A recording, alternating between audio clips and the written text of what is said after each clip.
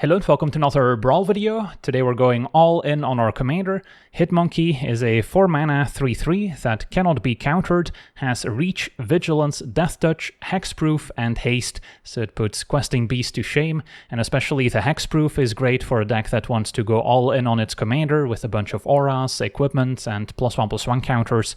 So then if we take a look at our deck breakdown, it's pretty straightforward. First off, we want a little bit of mana acceleration so we can play our 4-drop ahead of schedule. And then we've got a ton of auras to enhance its stats. We also want to give it Trample, because Trample plus Death Touch is a great combination. And then we also have various equipments, some of these also giving Double Strike, because Double Strike or First Strike with Death Touch is another very powerful combination, especially if we then also add Trample on top. And then we've got some +1/+1 counter synergies, a lot of these coming from landfall, which is why we have a bunch of fetch lands in our mono-green deck. And then we've got multiple removal spells, often bite or fight effects, that also pair very well with a Death Touch on our commander. So that's our deck in a nutshell. Now for the deep dive, starting with the mana acceleration. At 1 mana, Birds of Paradise, Delighted Halfling, Elvish Mystic, Llanowar Elves, and Utopia Sprawl are great, especially the Sprawl since we have additional enchantment synergies throughout. Then at 2 mana, we've got the Banjo Molekup, plays well with the aforementioned creatures.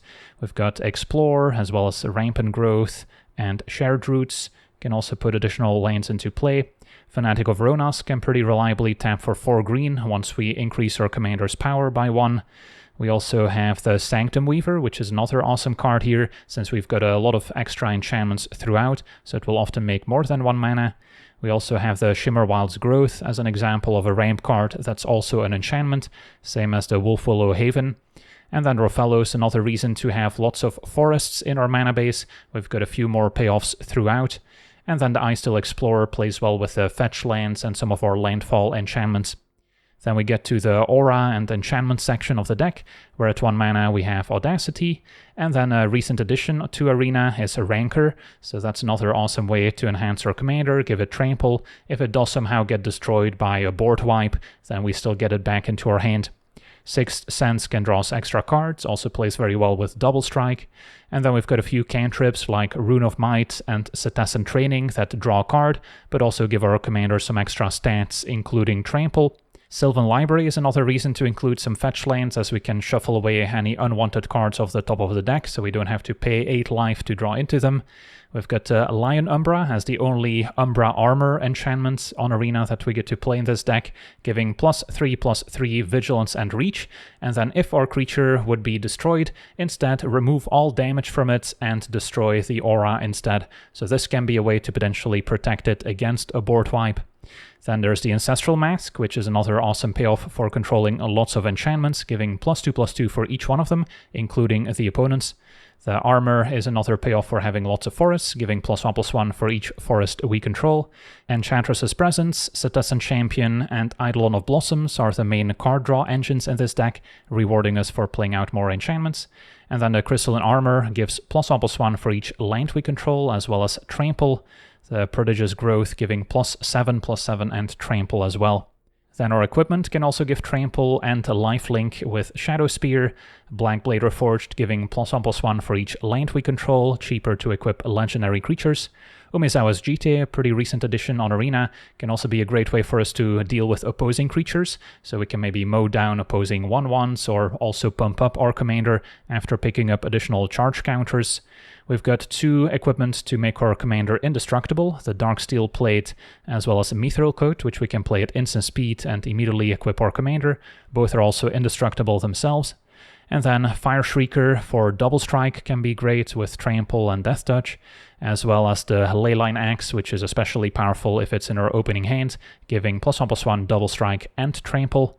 Then we also have a Nettle Cyst, which scales with a number of artifacts and or enchantments we control. We've got the Sword of Fire and Ice for pro red and blue, can also deal damage and draw extra cards. And then the Genji Glove for additional attack steps can also be devastating, although it is quite pricey to play and equip. Then we also have a +1 counter theme, with a lot of the counters coming from landfall, from creatures like Bristly Bill, as well as Scythecat Cub. And then some 2-mana enchantments doing something very similar, Roaring Earth. We also have Ride the Shoepuff.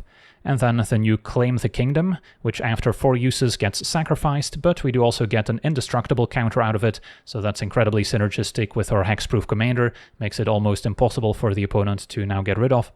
Then we also have the Innkeeper's Talent, which can give us a +1 counter each turn, can also level it up to start doubling the number of +1 counters we get. The Hydra's Growth is another way to steadily increase the number of +1 counters on our commander. Kodama can give it Trample as a modified creature, and then if we hit the opponent with it, we also get to search up additional lands, in turn enabling some of these landfall synergies. There's the Seismic Tutelage, also giving us extra +1 counters each turn. And then the Earth Crystal also gives us twice the number of +1 counters, while discounting our green spells and giving us another mana sink. And then our removal section includes the cheapest bite effects, Hard-Hitting Question and Horrific Assault. So since this isn't technically a fight, we're not dealing damage to our own commander, so we can even take out something larger and have our commander survive. There's the Resolve, which is an actual fight. Hunter's Talent is another bite effect that has some other utility later in the game. Ram Through is a 2-mana version at instant speed, also maybe dealing excess damage if our commander has Trample. The Warbringer Blessing, another aura that helps us fight. The Cartouche also giving +1/+1 and Trample going forward. The Pitiless Fists giving +2/+2. And then Epic Fight is another actual fight, but also doubles a creature's power until end of turn, so it can also represent a lot of extra damage. And then the mana base is very simple, 30 basic forests, and then all the green fetch lands that we can get our hands on, as well as a Yavimaya, so we can maybe keep a fetch land uncracked until we get some of our landfall payoffs on the battlefield. Could potentially include more utility lands, but we also want as many forests as possible for the Blanchwood Armor and for Rough-Fellows. So yeah, that's our deck. Now let's jump into some games and see how the deck does. Okay, we're on the play, facing Imoti, so a blue-green Cascade ramp deck. Our hand is not perfect, missing some acceleration to play Hitmonkey on turn 3. Do get to start with a Leyline Axe, and then we've got some decent auras to go with our commander. So I'll give it a shot. And then Sixth Sense with Double Strike could draw us a few extra cards. Opponent taking a few mulligans.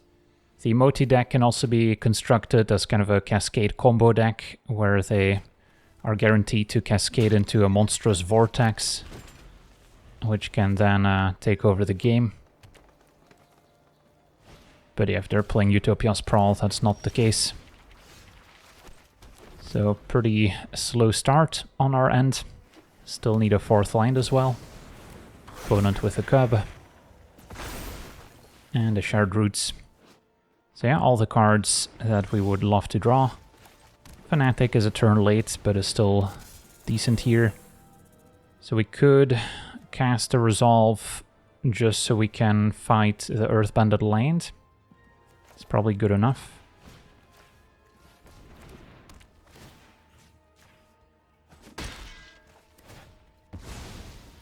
Set them back on 1 mana. But they, yeah, still had a land, but it enters tapped, so no Imoti. Guardian Project, still decent.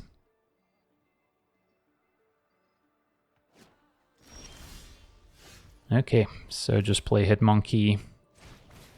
And then next turn we can maybe increase its power to let Fanatic tap for 4. Opponent cascades into the Kami. Also draws of Guardian Project. So Leyline Axe is 3 to equip. So then Fanatic could tap for 4.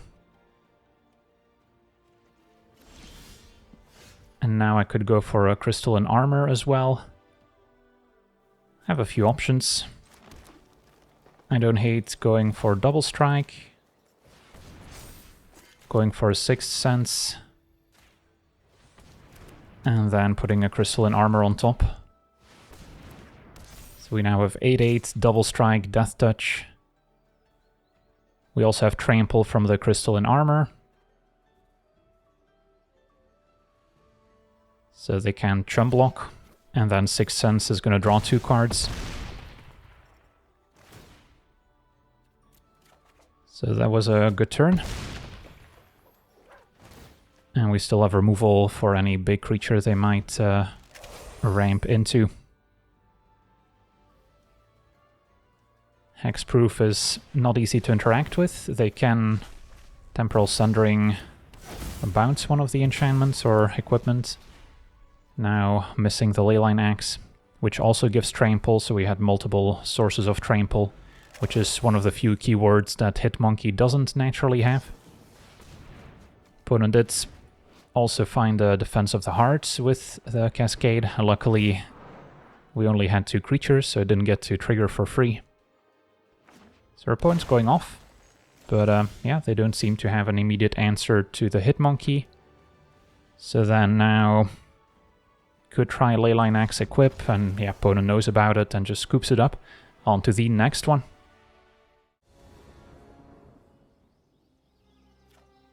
Alright, we're on the draw, facing Tourach, mono black, discard. Okay, opponent could also have some edict effects that they're maybe mulliganing towards, so it's not going to be an easy matchup, but we've got a functional draw here with growth setting up a turn 3 Hitmonkey, presence for more cards. Now a Dreams of Steel and Oil takes away the only target to Mizawa's Jite.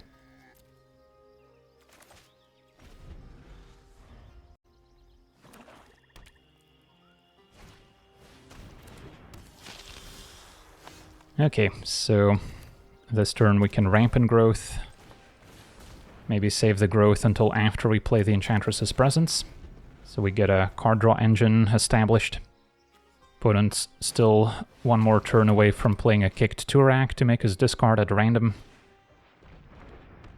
Nightmare makes us discard one of our own choice. Probably go for the Halfling, even though it can protect us against an Edict. Would rather keep the enchantment synergies. So I'm gonna play the Enchantress's Presence first, I think. I'm debating whether or not I want to play a land, because holding the lands makes it more likely that I get to keep the enchantments. But then again, I still need land 4 to play my commander. So yeah, I guess I'll run it out here, and then hopefully we get to keep an enchantment. Alright, opponent not having the extra land to play kicked Tourach, just goes for the Vicious Rumors here. In which case I'll keep the enchantments.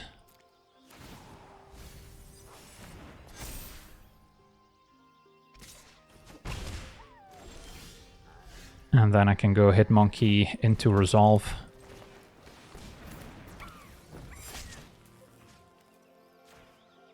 And then probably still go for their commander here. It's going to be a while before they can play it kicked.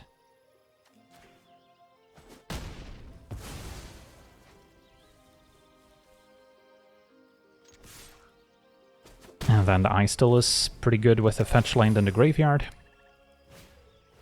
Now an Undercity Plunder. Yeah, I guess we'll give him the Shimmerwild's Growth.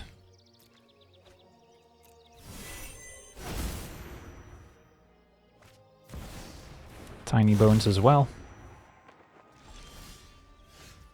Okay, so play Ice Still. Play the fetch. Do we play Yavimaya? Yeah, I guess that's fine. Keep a land in hand to maybe make them think we have something useful. And then don't really want to attack into Tiny Bones. So then, yeah, I guess we'll pass a turn.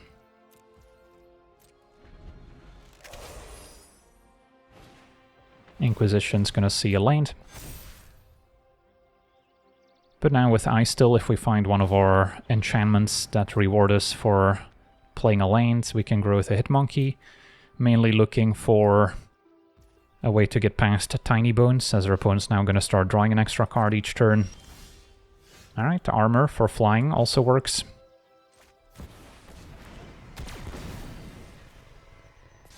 Suit up the Hitmonkey.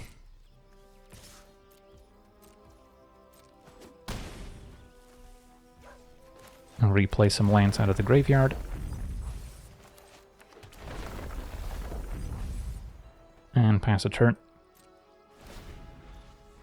So we've got a pretty slow clock, but not one that's easy to deal with. Tiny Bones attacks. So yeah, I'm fine with whatever they exile from my graveyard. Could also take the trade for Ice Still, but then we maybe make it easier for them to set up an Edict effect. To be fair, they could also go for the Pitiless Fists. And then still fight Ice Still. So then maybe a trade is fine. We've got plenty of mana in case of an Edict effect to just replay my commander anyway.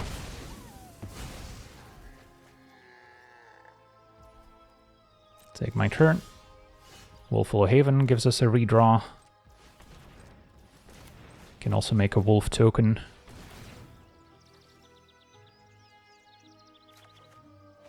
Alright, Ancestral Mask, another redraw.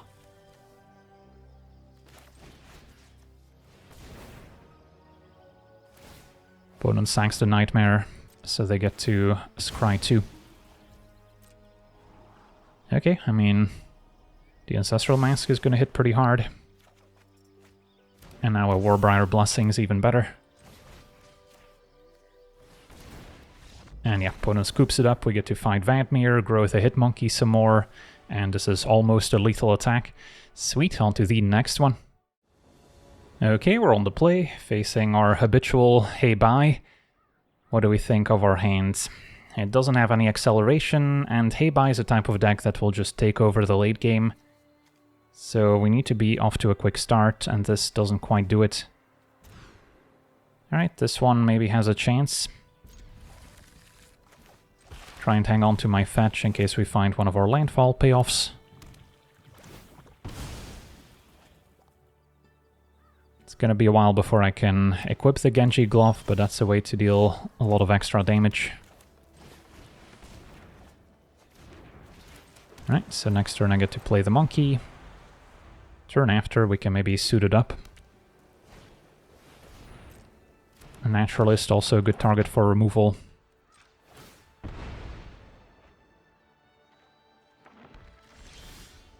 Fire Shrieker for double strike.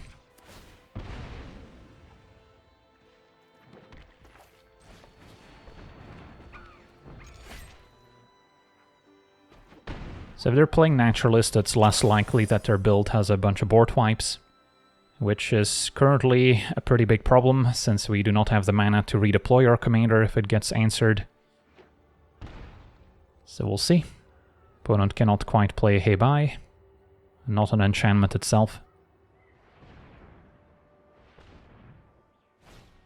It's gonna be the Honden, that one's acceptable.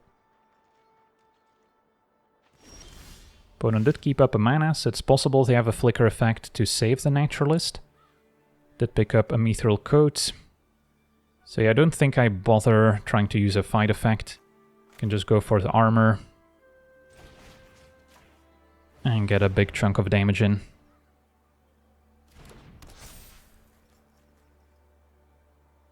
And then next turn we can worry about fighting. Alright, opponent actually with a Leyline Binding, I guess they had the full Converge. Or Domain.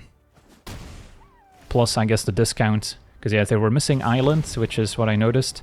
But with the discount from Naturalist, they're still able to get rid of the armor. Okay, that's a setback, because that was our big way to enhance Hitmonkey. Luckily they hit a Stone Fangs, so it could have been worse. And then now, not opposed to a Pitiless Fists, or we can take a slightly different approach. Could attack with Hitmonkey, see if they want to block, and then Mithril Coats. If they don't block, I just play a Fire Shrieker second main, and then we can still take out Hei Bai.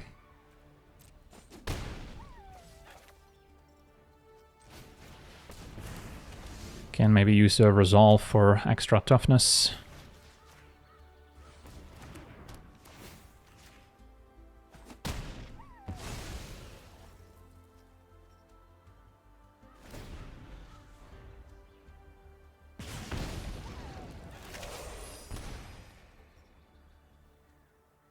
The Pitiless Fists does not give Trample, so that's still a keyword we're missing. Thassa to flicker stuff, doesn't have any great targets.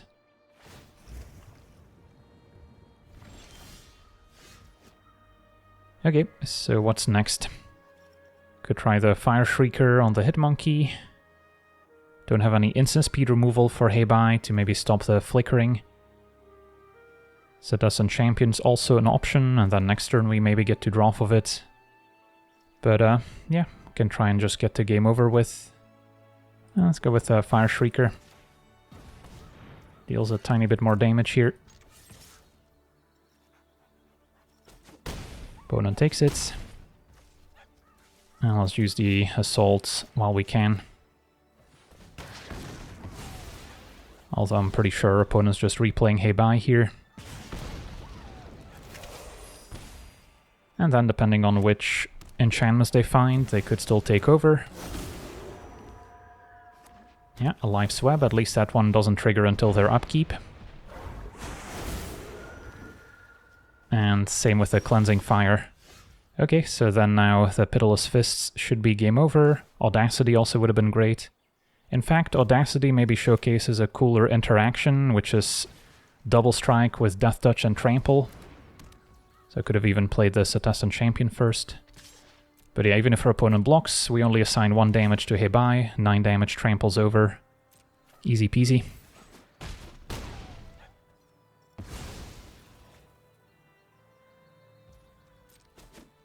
And there we have it. On to the next one.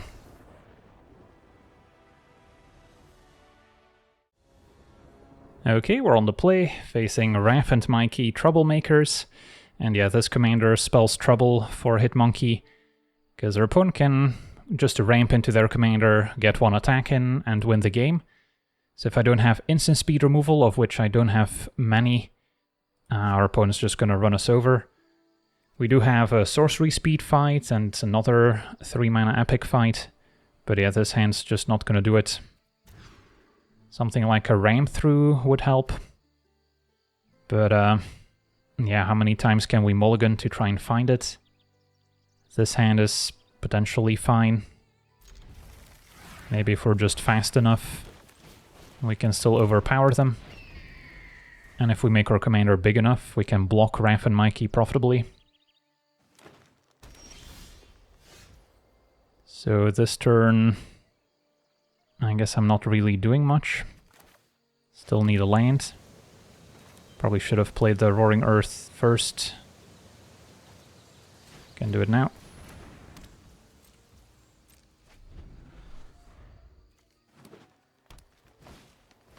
Opponent with a Medallion. Not gonna fetch since I actively want a land. I luckily found it. Okay. So the birds should have had an extra +1 counter here. Could matter if they have a 3 damage board wipe. But they are on double forest right now, so it doesn't seem likely. Okay, and then next turn, Rancor plus maybe Ancestral Mask. Already gets Hitmonkey pretty big. So we'll see. A Lion Umbra for Umbra Armor can also be an extra layer of protection. So maybe if I draw lands, we go Umbra plus Mask. Because yeah, next turn they could definitely already cast their commander. Now with the passage they could also make it unblockable. It's going to be an Enchantress's Presence. So no extra land means a Mask plus a Rancor gives me 3 enchantments total. Also counts the opponent's enchantment, by the way. So yeah, the Ancestral Mask is definitely the way to go.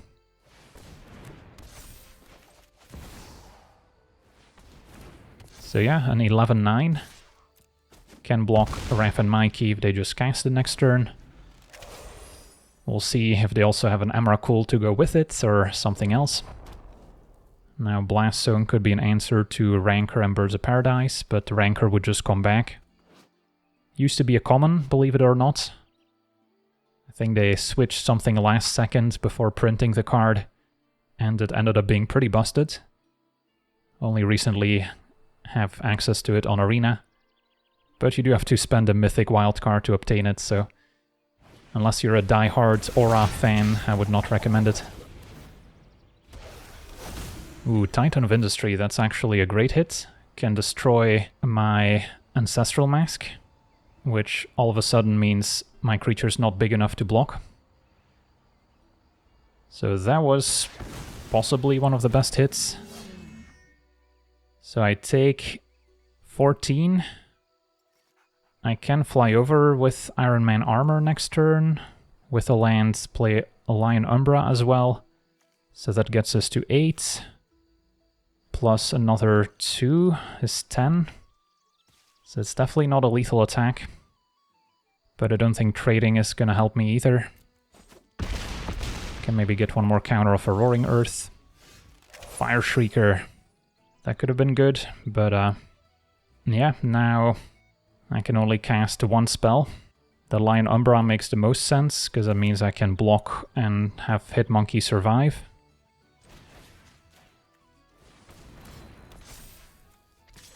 Does have Vigilance, does a Bird's attack. I mean, I'm probably dead next turn anyway, so I think the Birds probably has to stay back to block. Yeah, Titan of Industry, what a draw. Opponent falls to 7. So now we maybe have a decent block. With Umbra armor especially. So if our creature is about to take lethal damage, instead the aura gets removed. Opponent's casting Galta, Stampede, Tyrant. Do they have more haste creatures? No, but an Emrakul still decent. And a Terror of Mount Velus is a pretty nice hit. Alright, I mean, I can still block one of their 7/7s, or we can block the Terror. Either way, I would still lose the armor. So this has me taking 14 and I still die. Okay, GG's. Yeah, sometimes the RNG is in the opponent's favor. So there's the Umbra armor falling off, and then with regular damage we still lose our creature anyway. So yeah, Double Strike was also very effective here. On to the next one. Okay, we're on the draw, facing Anina, blue-green X spells. What do we think of our hand? We're missing removal.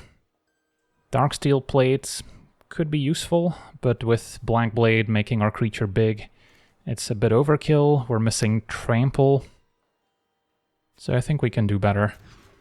Mostly want some cheaper mana acceleration as well. Alright, it's difficult to turn down a Leyline Axe in our opener, even though this hand doesn't have any ramp. So we could find ourselves behind on board by the time I play the Hitmonkey. But we also have some good synergy with Eidolon.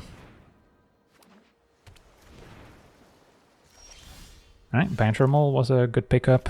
Would have been even better if we could maybe Earthbend onto the fetch lane so we can get an extra land out of it. In case of removal, opponent plays Anina. So then now I can save the fetch land until after we play Ride the Shupuff. Okay, so yeah, that 2 mana accelerant has certainly improved our situation significantly. Opponent's gonna steal the Badger Mole Cub, making a Smuggler in the process. And Rune of Might the draw. Okay, so we could play the Eidolon, or we could Ride the Shupuff. Leyline Axe is 3 to equip, can maybe wait on that a little bit longer. So then we'll get 2+1 counters.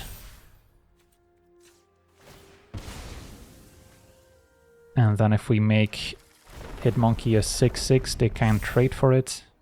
So then I need the extra toughness from Rune of Might compared to Setessan Training. And yeah, then the armor here is one of the payoffs for having all the forests in the mana base. Plays well with the ramp cards that search up additional forests. So that can deal a ton of extra damage. So we'll see if our opponent maybe has some disenchants. A better offer. Putting a Dragonlord Silumgar into play. stealing my Earthbended lands and getting a random Kodama. That's a 6/6 apparently. Okay, that was a lot of stuff happening. I now also lost a forest for my armor, so that's a little bit less exciting. So then I think we're just equipping a leyline axe here, keep it simple. Will give us double strike, so we can still attack into their Death Touch creature. So this is an attack for 14. Opponent's gonna chump, but we still trample over. So yeah, they need a pretty specific answer here. Surveyor looking for more X spells. Finds a Tyvar's Stand. So that plus a Death Touch creature could maybe save them, but we still have Trample. So this is gonna get tricky. I mean, even if their Silumgar is indestructible, we still only need to assign 1 Death Touch damage. The rest is allowed to trample over, plus 1 more damage to every single blocker they have. So, yeah, I mean, this attack would still be lethal, unless they've got something else. But we could also add an armor on top.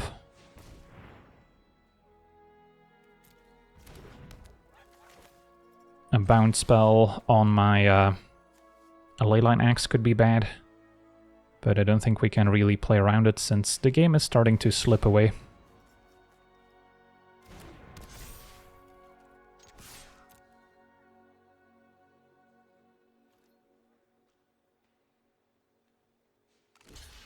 So our opponent blocks with everyone.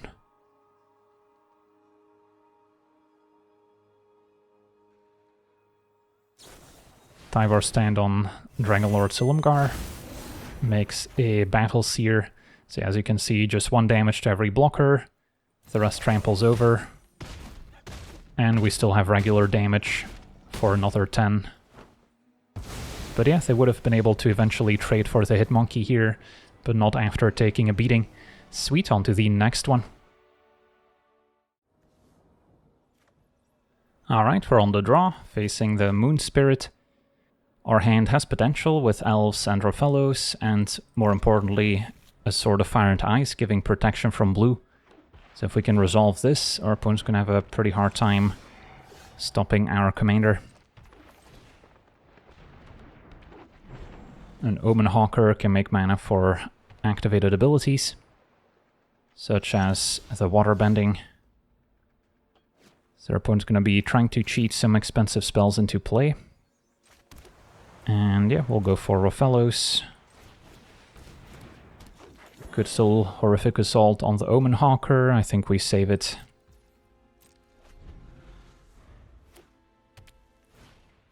Sapphire Medallion to discount blue spells. Don't have to worry about counter spells on Hitmonkey, since it's uncounterable. Yeah, I'll just take my draw step, since I don't really want to thin out the deck. Drawing a forest here would have been nice. But we can still play the Hitmonkey. Attack for 3. And then I think I still save the Horrific Assault here to try and answer their commander.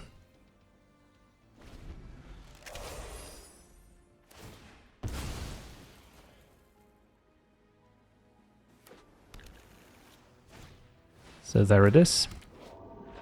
3/3. Okay, so I have 5 mana available, which is enough to equip the Sword of Fire and Ice, but it's only 2 damage. And it's the equipment dealing the damage and not the creatures, so Death Touch doesn't apply. But we can use the Horrific Assault to take care of it. And then with the remaining 4 mana, could go Talent level up. And then we'll have a modified creature for Kodama next turn. Yeah, that seems reasonable.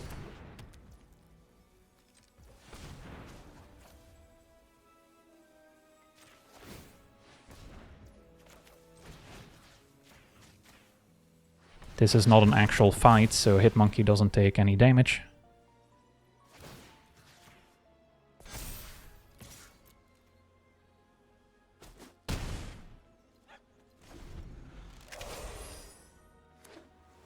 So then I could maybe go for Kodama, attack, get another forest, and then Rofellos can tap for 3.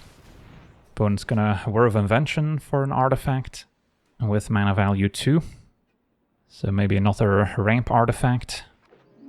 It's gonna be a Collector's Vault to loot away. Maybe some expensive card. Possible they have other ways of cheating out their expensive cards, like maybe Reenact a Crime. Pairs well with a Collector's Vault. Riveteer's Overlook, does that change anything? No, I think I'm still happy with Kodama. And then attack.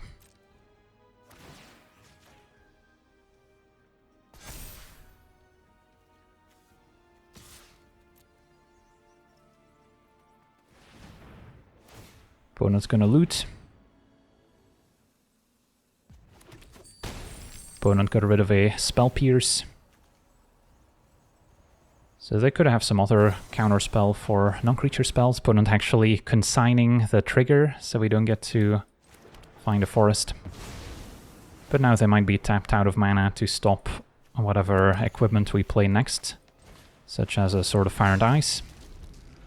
Their opponent does not have much time to redeploy their commander. Next turn we can play a Prodigious Growth, which may be lethal.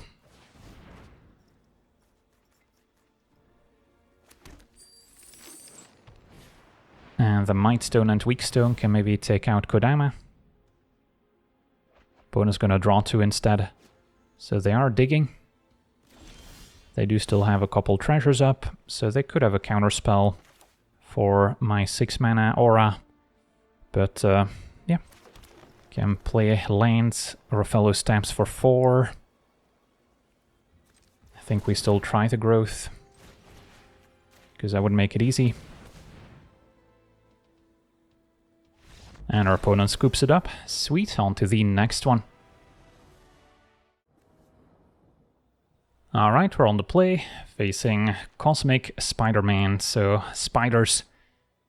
We have what looks to be a functional hand. Missing acceleration is the main thing. But yeah, can still hope to play Hitmonkey and then suit it up in all sorts of ways.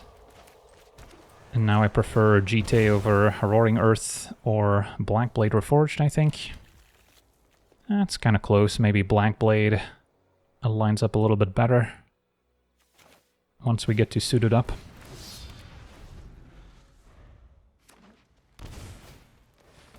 Alright, opponent with Mary Jane Watson, draws of spiders.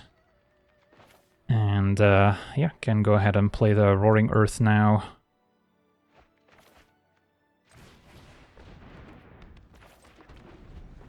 Next turn we've got a Hitmonkey. And now Spider-Woman. So Hitmonkey will enter tapped, so no immediate attack. Certainly relevant. Also means I can block. Okay, so go for the monkey. Not expecting our opponent to have too many answers to it. And the reach helps block their spiders as well, despite all the extra keywords. But yeah, Mary Jane Watson putting in work, drawing extra cards.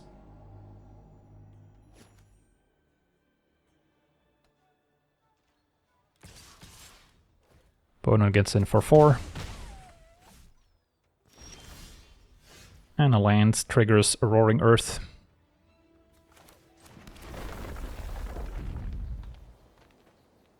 So this could be a good Umezawa's Jite turn, as I'll be able to mow down one of the opponent's creatures. And then probably saving the assault to take out a Cosmic Spider. So even if the Explorer chumps, we still get 2 counters on the Jite, which I'm probably going to use on Mary Jane Watson, but since it's an enter trigger and not a cast trigger, I can wait.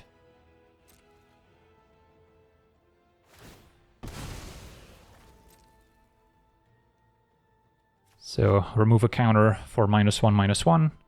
We get 2 whenever dealing damage. But there's some other useful applications. If we were up against a more controlling deck, I would be more willing to keep up Mithril codes, so we can ensure that a sweeper doesn't deal with our commander. But this is more of a creature deck. Alright, there's a Cosmic Spider, so even though they do get to now attack past the Hit Monkey, maybe it's still worth denying the extra card, or I can wait, because we can pump up Hit Monkey, so then they can't attack into it, and then end of turn maybe we can use the counters.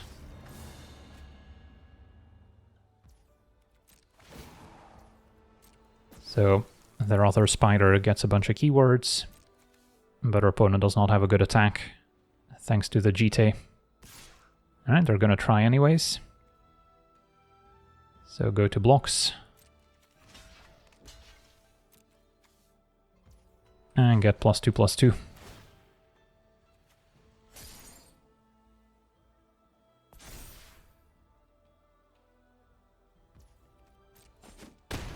So our opponent still gains 5, but that's it.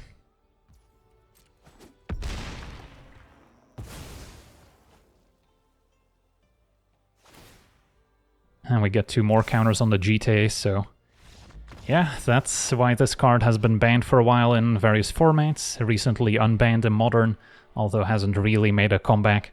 On to the next one. Okay, we're on the play here, facing Lurrus. Not as companions, so they're allowed to play some more expensive permanents as well. Our hand's decent. Can maybe get some card advantage with the Enchantress's Presence. And then Sanctum Weaver will maybe tap for more than 1 mana. Could still start with the Shared Roots, so we get to draw an extra card of the Presence. Don't have a fetch to go with Eye still, but yeah, we could also just play our commander next turn. Opponent's gonna exile the Shared Roots. Do have to watch out for potential edict effects, making us sacrifice a creature. And Blood Artist also plays well in a sacrifice deck. But yeah, I think going for Hit Monkey first still makes sense, and then next turn we can go Presence into Sanctum Weaver at the very least. In black, they could also have some board wipes, like Toxic Deluge, can get around Hexproof. But yeah, they need a pretty specific answer. Of course, they got to see our commander before deciding which hand to keep, so they might have kept a hand that has a specific answer. I don't think I need the Ice Still Explorer here, would rather keep the enchantments.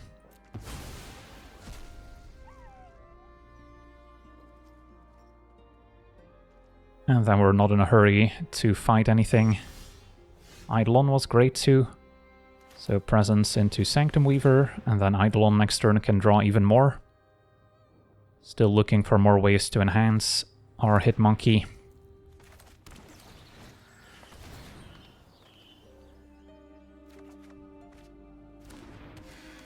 Get you for 3. Opponent actually with a Flare of Malice. Alright, that was the perfect answer to Hit Monkey. So yeah, maybe they kept their hand based on the Flare. But yeah, we still have the card advantage from Eidolon to take over. And then Sanctum Weaver keeps getting better too. Opponent now with a Springleaf Drum. And a Bitter Triumph takes out Sanctum Weaver. So now we probably just replay Hit Monkey, as opposed to going for Eidolon.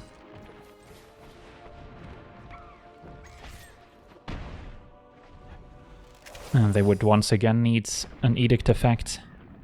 Possible our opponent is mono black. Now a Graph Reaver. Just a 3/3.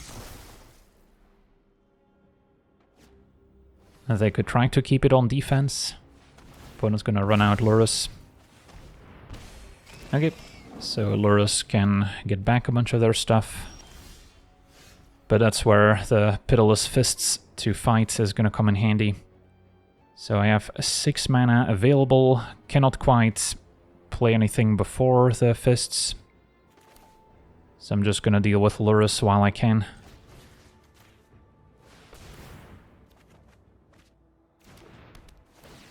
If we had the extra land, I could have played the Earth Crystal into another 4-drop. But now we can play and equip Shadow Spear, which will help offset the life drain from Blood Artist. So yeah, I don't hate my spot. And yeah, opponent's just gonna scoop it up here. Sweet, on to the next one. Okay, we're on the play, facing Ureni, the Unwritten. Gonna be a very tough matchup for us. Although having Reach on Hitmonkey helps somewhat. We've got some decent acceleration and a fight effect. So we'll give it a shot. What we really need is Hitmonkey to be big enough where it can profitably block Ureni. But we do need a little bit more power for that to be the case. So turn 1 Utopia Sprawl, turn 2 Cub, can still technically play a Rune of Might, but probably want to save it for our commander. Opponent with the same start. Alright, another removal spell.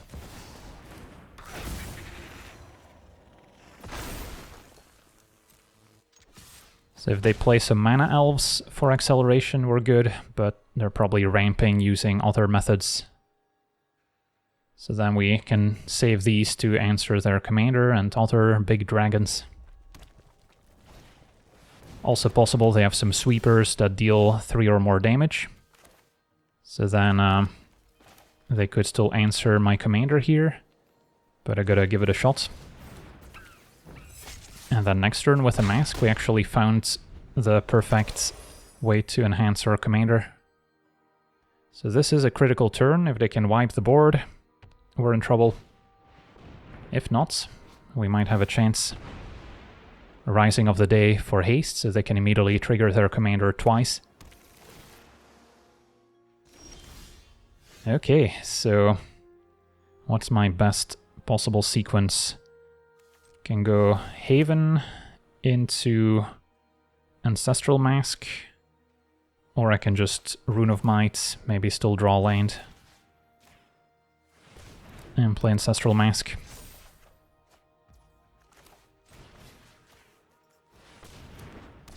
So now we have a 12-12 with Reach, so that can block Ureni. And yeah, Temur Callers are gonna struggle to deal with it outside of maybe something like a River's Rebuke. That would still be effective.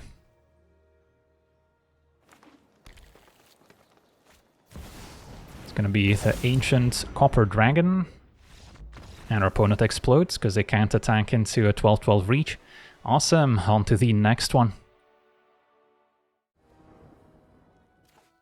Okay, we're on the draw, facing Silverquill, the Disputant, kind of a tokens control deck. So hoping they don't have a actual board wipe to get past Hexproof, and then we could be okay, but they might be mulliganing towards those. Edict effects are still effective, of course. So yeah, if they have some of those answers, things may not line up. But this hand has potential. Especially a way to give Trample is important. And then we even have a Ram Through to pair with a Crystal and Armor. Turn 2 Explore. Alright, Dark Ritual sets up turn 2 Silverquill. So that's a scary start. Shadow Spear can also give Trample. Saving the fetch lands in case we find some of our landfall payoffs. Take 5. And we might see some card draw spells.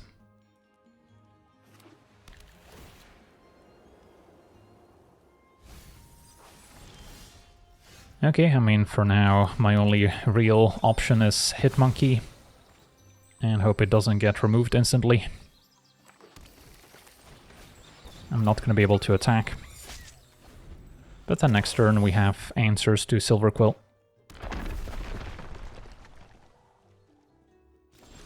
Opponent passes, okay, that's promising. So they're unwilling to trade Silverquill. So this turn, maybe wait on the crystalline armor just to make sure that there's no answers waiting for us. And then I could Rune of Might, attack, see if they're maybe willing to block, and then still ram through at instant speed.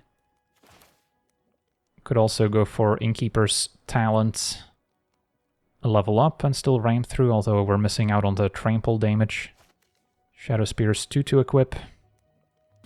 So yeah, a couple ways to go about it. But let's see what we draw.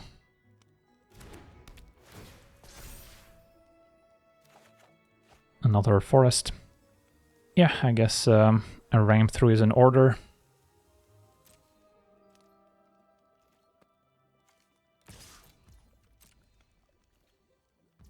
Opponent does not block. So then maybe in their upkeep, I'll ram through Silverquill.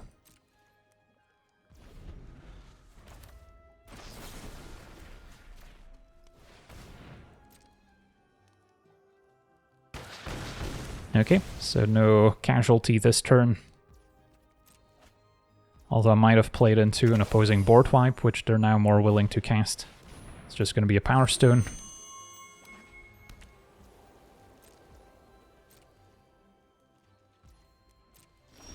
Alright, Ride the Shoepuff is a nice one. Save the fetch land and just for it. So then Crystalline Armor is tempting. Does mean going all in. But since we have Shadow Spear as another trample source, maybe that's okay. Alternatively, I can play Talent, equip Shadow Spear. Yeah, maybe that's good enough. That way we're not committing the armor just yet.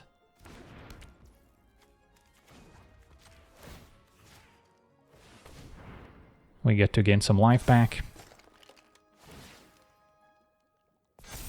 And then next turn armor is at least +6/+6. So that's a likely lethal. We'll see what they can come up with. They haven't really done much outside of that early Dark Ritual. Maybe they have a handful of removal that just didn't line up. Skrell's Hive is fine. We get to untap. Okay, so I guess going for Nettle Cyst is less of a commitment than Crystalline Armor. Could also level this up twice to get 2 more +1 counters, which is also reasonable. But I don't mind the Nettle Cyst.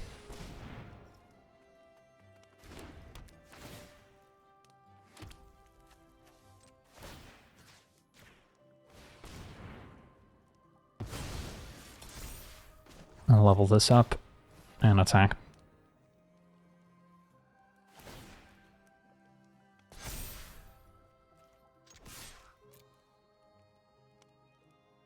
Has our opponent been sandbagging something all along? Does not look like it. Alright, sweet. On to the next one.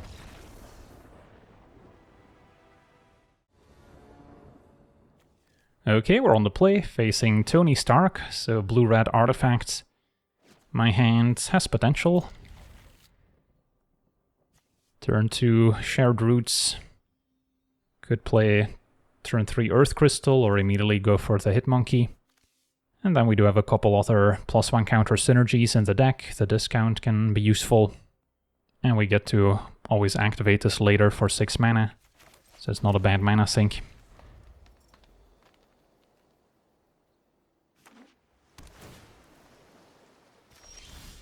So for opponents, keeps up a counter spell, we just play our uncounterable commander.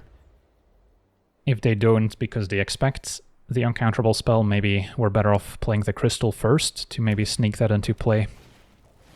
Opponent with Ooze, so potential graveyard hate. Could also be relevant for Rancor. Now a Scythecat Cub plays well with Earth Crystal. So yeah, I'm not hating Earth Crystal now, and then next turn we get to double spell. Can go Hitmonkey, Cub, play a land, get a bunch of counters, and then still Rancor.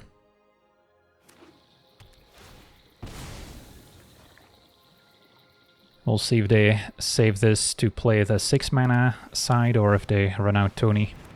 Okay, the Bombardiers is scary. They can now sacrifice those Ooze tokens to deal 2 damage. So that's a very scary engine. So I only really get 1 turn where I get to benefit from the Scythecat Cub. But yeah, I think I still play it. I could try to put the +1 counters on the Cub itself, since I do get 2 of them. So then if they boast with Bombardiers, they at least have to sacrifice a real card as opposed to just a token. But yeah, I could regret it if they have some sweeper that can deal 3 to all my creatures. So this is a real decision.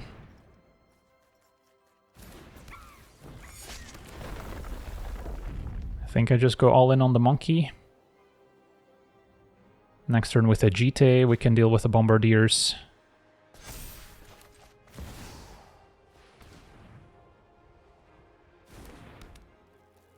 Hit you for 7.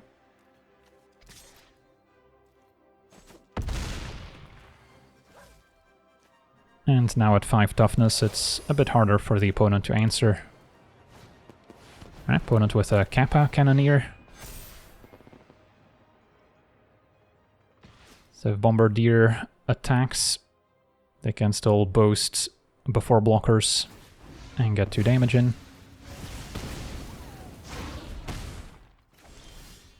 Audacity to draw.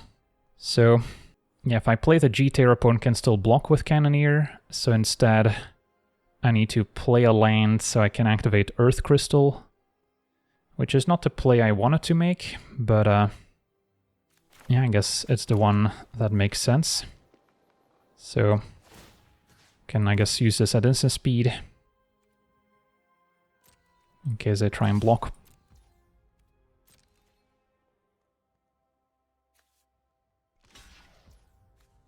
Opponent did actually block. I also just realized they sacrificed the Ooze instead of the Mutagen token. Because yeah, they could have totally sacrificed the token instead. 2 damage plus the sacrificed permanent's mana value.